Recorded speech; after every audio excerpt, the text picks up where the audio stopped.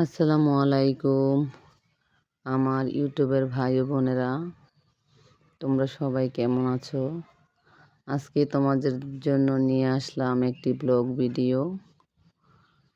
আমার বাড়ির যত গাছপালা লাগিয়েছিলাম সেগুলা সবই আমি এখন উঠিয়ে ফেলবো, কারণ আমার গাছ লাগাগুলো সবই ভুল হয়ে গিয়েছিল। আমি আসলে এক সাইড করে লাগাই নেই। এখন দুজন বড় ভাই আসছে, তারা আসলে মাটিগুলো সব উঠাবে, উঠিয়ে অন্য পাশে দিবে, তারপর সুন্দর করে লাগাবে। তো আমার সাথেই থাকুন, দেখুন আমরা আজকে কি কি কাজ করতেছি সারাদিন। এই যে মরিচের চারাগুলো কিছুদিন আগে লাগিয়েছিলাম, সেগুলো উঠিয়ে এখন আবার লাগাতে হবে, কারণ এখানে একটা বিশাল বড় নেট আছে, সেটা আসলে মাটির নিচে পড়ে গেছে। এখন গাছগুলা ওই নেটের উপরে লাগিয়ে দিয়েছিলাম, আসলে ভুল করে আমি বুঝতে পারি নাই। তো এখন নেট উঠাবে, তারপর মাটি সরাবে, এগুলো সব সরিয়ে অন্য পাশে দিবে। আর চারাগুলো এখন উঠিয়ে এক সাইড করে রাখতেছি।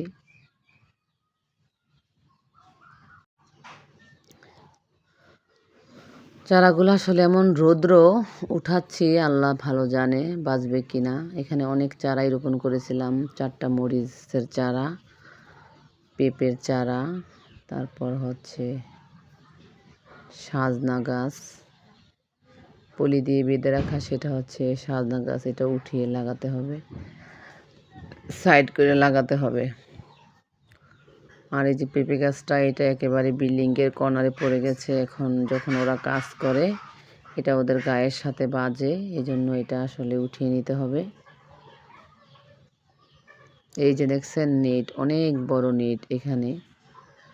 তো কি করব, কষ্ট হবে আর কি। আস্তে আস্তে চারা সব উঠিয়ে নিচ্ছি, উঠিয়ে সুন্দর করে মাটিগুলো সব বিছায়ে তারপর গাছ রোপণ করব নতুন করে। এখানে অনেক সিম গাছের চারা আমি রোপণ করেছিলাম, সেগুলো উঠাতে হবে।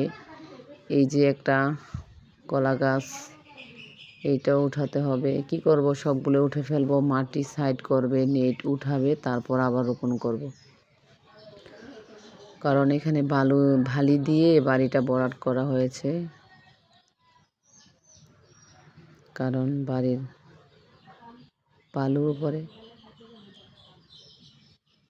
বালির উপরে কোনো গাছগাছরা হয় না, কারণ মাটি না দিলে কিছুই হয় না। তাই মাটি, এখানে অনেক মাটিগুলো সরাতে হবে।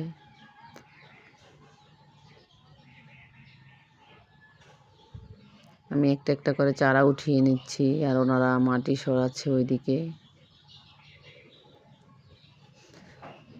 দেখি তারপর অন্য একদিন আবার চারাগুলো সব রোপণ করব। আজকে উঠিয়ে রেখে দেব ছায়ার মধ্যে। এত রৌদ্র বলার বাহিরে। 2জন লোক আজকে সারা দিন এই কাজ করতে হবে আসলে ওনাদের।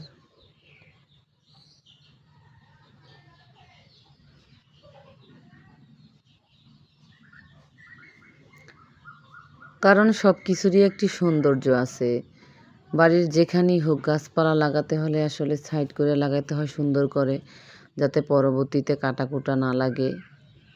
কারণ উল্টাপাল্টা গাছপালা রোপণ করলে সেগুলো আবার কেটে ফেলতে হয়। তার চেয়ে ভালো সুন্দর করে এক সাইড করে লাগাবো, যাতে ভবিষ্যতে গাছ কাটতে না হয়। এই বাড়িটা করার সময় আসলে অনেক গাছ কাটতে হয়েছে, কারণ তখন সাইডে এদিক সেদিক উল্টাপাল্টা অনেক গাছ লাগানো হয়েছিল। কি করব, এখন বাড়ি যদি সুন্দরভাবে বানাতে হয় তাহলে তো সব কেটে কুটি সুন্দরভাবে বানাতে হয়। এইদিকে মাটি আনা শেষ প্রায়। একদিকে ওনারা মাটি সরাচ্ছে, অন্যদিকে আমি চারাগুলো সব উঠিয়ে রেডি করতেছি। কারণ আজকে আর এখন তো রোদ্রুদে চারা লাগাবো না, অন্য একদিন চারা রোপণ করব। শুধু 2টি চারাই রোপণ করব, একটা পেঁপে গাছ আর হচ্ছে একটা আমাদের দেশে চুয়াই পাতা বলে।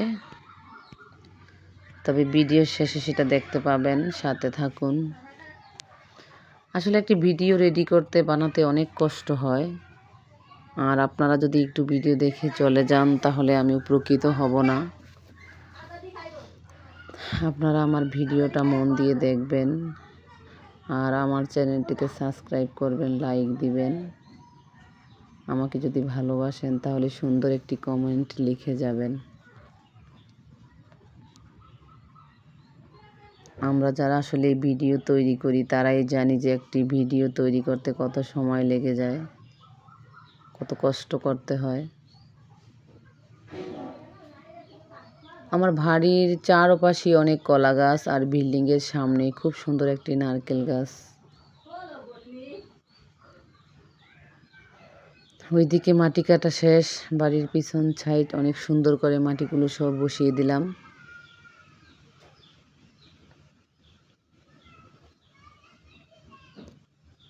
অন্যদিকে ধানের চারা রোপণ হয়েছিল জমিতে। ধান গাছগুলো আসলে একটু একটু সবুজ হয়েছে, কিন্তু তেমন একটা ভালো করে এখনো বড় হয়নি। এই তো 4-5-6 দিন আগে রোপণ করা হয়েছে।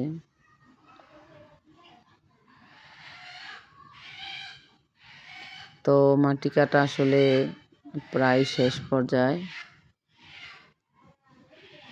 শেষের দিকে, কারণ সেই সকাল থেকে দুপুর পর্যন্ত এখনো সে মাটি সরাচ্ছে। মুরগি চারদিকে অনেক ডাকাডাকি করতেছে, কারণ আমি তো হাঁস মুরগি লালন পালন করি, এগুলো সারাদিনই আসলে আমার পাশে এসে ডাকাডাকি করে।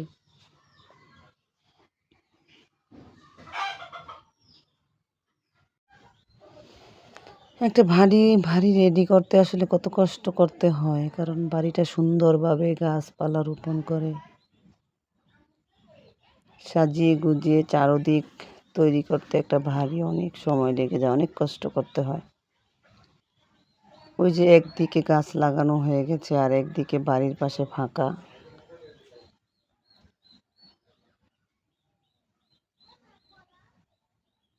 বাড়ির সিমেন্ট বালু সব নষ্ট হয়ে যাচ্ছে আসলে বৃষ্টিতে, কি করব, কিছু করার নাই। এখন আমি আসলে একটি সজনা গাছ রোপণ করতেছি।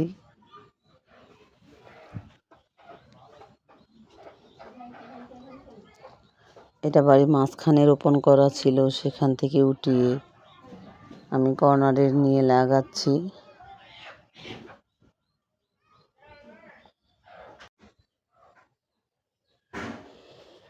সিম গাছগুলো যে একদিকে রেখে দিয়েছে, এগুলো আমি আজকে লাগাবো না, অন্য একদিন লাগাবো। মরিচের চারাগুলা, এগুলো আমি আরেক দিন লাগাবো। আজকে মাটি মুটি ঠিক করে রেখে যাব, আর পেঁপের চারাটা লাগিয়ে যাব। এই যে এটা সজনা গাছ, এটা উঠিয়ে ফেলছে বড় ভাইয়েরা, এখন এটা আমি আবার সাইড করে লাগাবো, কারণ আমি মাঝখানে লাগিয়ে ফেলেছিলাম। কারণ যে কোনো জায়গায় একটু সুন্দর করে সাইড করে গাছপালা লাগালে পরে আর কাটতে হয় না। সজনা গাছগুলো রোপণ করব। এখানে 3টা সজনা গাছ রোপণ করলাম, দেখি ভাগ্যে কী আছে, ওরা বড় হয় কিনা, বাঁচে কিনা জানি না।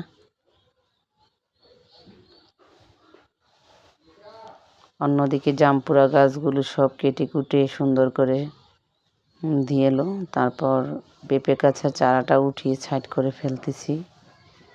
দেখেন কত সুন্দর করে মাটিগুলো সব গুছিয়ে নিয়ে তারপর পেঁপে গাছের চারাটা উঠাচ্ছে বড় ভাই, উঠিয়ে এনে এখানে এক সাইড করে লাগালো, কারণ এটা বড় ভাইয়ের সুন্দর করে কাজ করতে পারে ওনারা।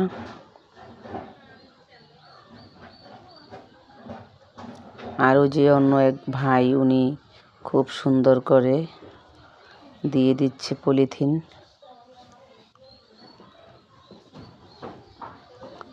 ওইদিকে আমার মা আসলে হেঁটে হেঁটে দেখছেন বাড়িটা কীভাবে ওনারা মাটি মুটি কেটে রেডি করছেন, সেগুলো দেখতেছে।